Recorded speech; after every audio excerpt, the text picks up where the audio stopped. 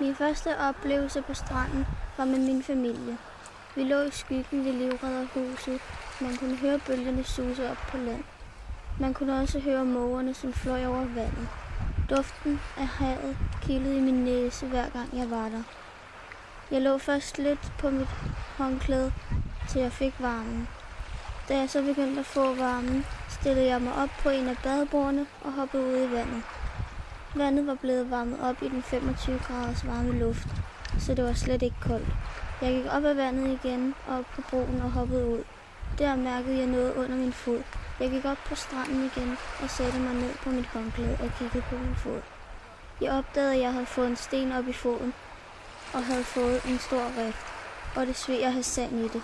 Så vi tog hjem, og så fik jeg en is. I dag kan jeg stadig lide at være ved stranden, både med min familie og venner. Vi har det sjovt med at lege vandkamp eller spille bold eller ligge og sole os. Det er så hyggeligt. Jeg kan også stadig mærke, at havduften kilder i min næse. Jeg har også tit været der om efteråret, lidt tid efter sommerferien, og spist en is og gået en lang tur på stranden med min far.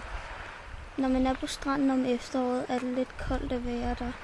Det blæser lidt mere, og farverne er ikke så klare, som det er om sommeren. Og farverne er også lidt mørkere i forhold til sommeren. Jeg kan bedst lide at være på stranden om sommeren, når solen skinner og vandet er til at bade i.